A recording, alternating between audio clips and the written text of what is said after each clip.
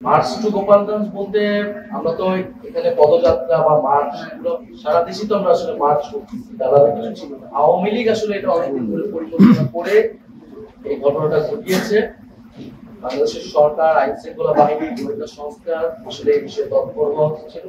যা কিছু লোক যত বাধাই আসুক না কেন, এবং গোপালগঞ্জ এর জনগণের জন্যই আমরা কাজ করতে গিয়েছিলাম, প্রত্যেকটা জেলার মানুষের সমস্যার কথা বলতে গিয়েছিলাম।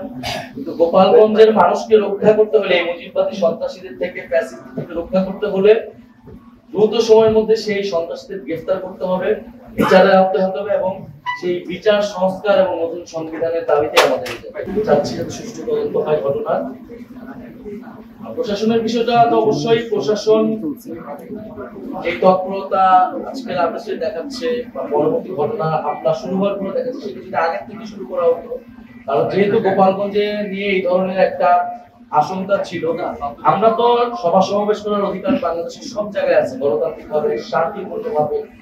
আমরা তো সেই জায়গা থেকে গিয়েছিলাম, এবং গোপালগঞ্জ তো বাংলাদেশের বাইরে, কেন সেটা নিশ্চিত করার দায়িত্ব ছিল প্রশাসনের, সরকারের।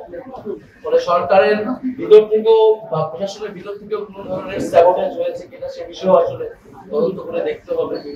তাদের তৎপরতা নেওয়া সন্দেহ রয়েছে। আর মার্চ টু গোপালগঞ্জ বলতে আমরা তো এখানে পদযাত্রা বা মার্চ সারা দেশে তো আমরা আসলে মার্চ করতেছি, আলাদা কিছু ছিল না।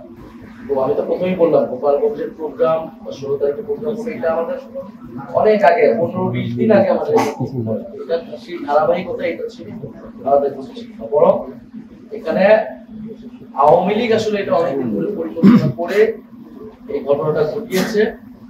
বাংলাদেশের সরকার, আইন শৃঙ্খলা বাহিনী, গোয়েন্দা সংস্থা আসলে এই বিষয়ে তৎপর হওয়া ছিল। একটা রাজনৈতিক দল তাদের প্রধান নেতৃবৃন্দ যে জায়গায় যাচ্ছেন সেই নিরাপত্তা দেওয়ার জন্য তাদের সর্ব ধরনের উদ্যোগ আসলে নেওয়া উচিত।